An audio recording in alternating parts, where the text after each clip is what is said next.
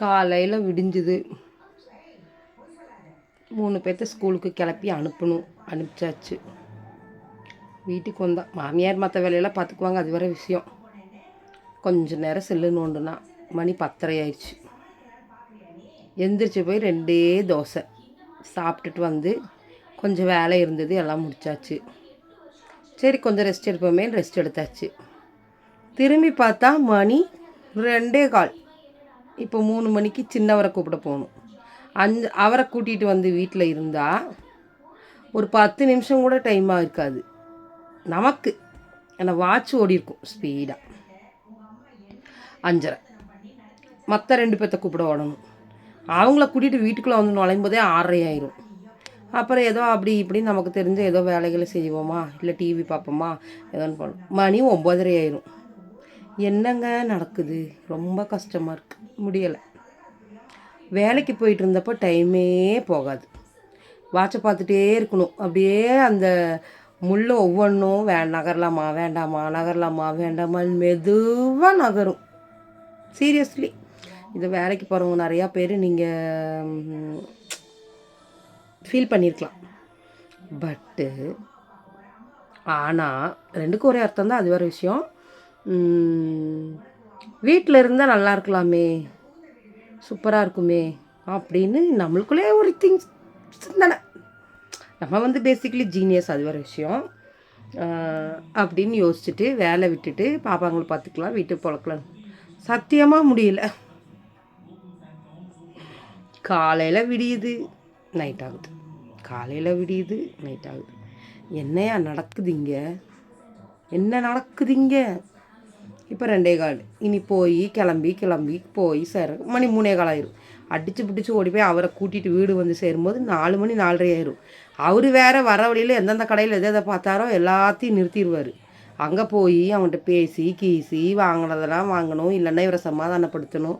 அவர் அதுக்கப்புறம் புதுசாக ஒன்றை கேட்பார், அதை வாங்கி கொடுத்து சமாதானப்படுத்தி வீடு வந்து சேர்றதுக்குள்ளே 4:30 ஆயிரும். கண்டிப்பாக 4:30 ஆயிரும், 5 மணி ஆயிரும். வீடு வந்ததும் மேடம்ஸை கூப்பிட போகணும். மேடம்ஸை கூப்பிட்டு வந்து அது இதுவும் பண்ண. என்னங்க வாழ்க்கை, முடியலை. ரொம்ப ரொம்ப ரொம்ப ரொம்ப ரொம்ப கஷ்டமாக இருக்குது. என்ன நினச்சி நான் சிரிக்கிறதா அழுகிறதான்னு எனக்கே தெரியல. So sad. பேசாமல் சின்ன பிள்ளையாகவே இருந்திருக்கலாம் போல இருக்குது சத்தியமாக. வருஷம் போகுது, நாள் போகுது, டைம் போகுது, எல்லாமே சீக்கிரமாக குடுன்னு ஓடிட்டே போயிட்டுருக்கு. எல்லாம் எப்படி இருக்கீங்க? நல்லா இருக்கீங்களா? ரொம்ப நாளாக விசாரிச்சுட்டு இருந்தீங்க. ஏதோ கொஞ்சம் உங்ககிட்ட புலம்பணுன்னு தோணுனதுனால வந்து புலம்பிகிட்ருக்கேன். எல்லாம் கேட்டே இருந்தீங்க, ஏன் லைவ் வர மாட்டேங்கிறீங்க, வீடியோ போட மாட்டேங்கிறீங்க, என்னாச்சுன்னு. ஸோ பெரிய லெவலில் இந்த பிரச்சனையோ சங்கடங்களோ அந்த மாதிரி எதுவும் கிடையாது.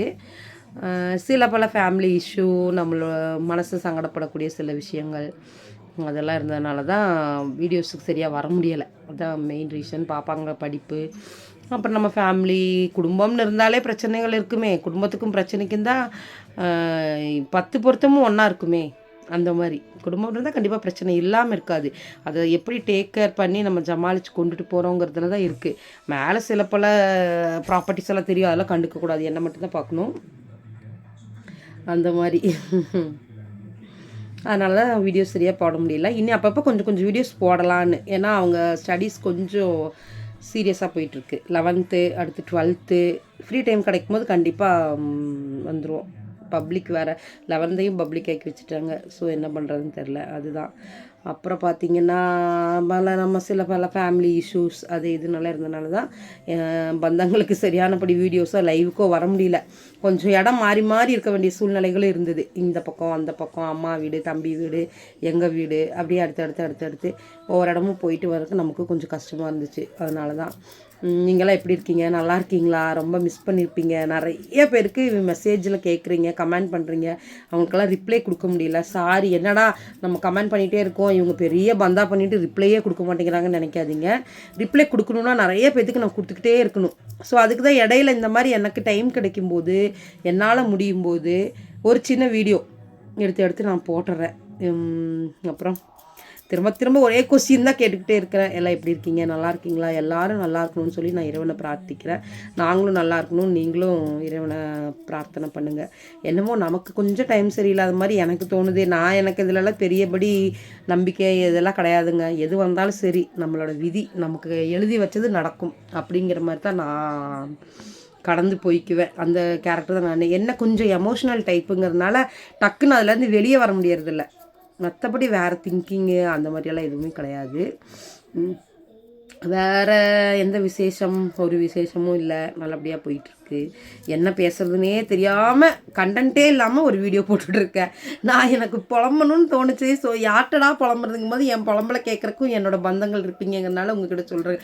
உண்மையாகவே சீரியஸாகவே நான் கிட்டத்தட்ட ஒரு 6 மந்த்தாக நான் ஃபாலோ பண்ணுறேங்க.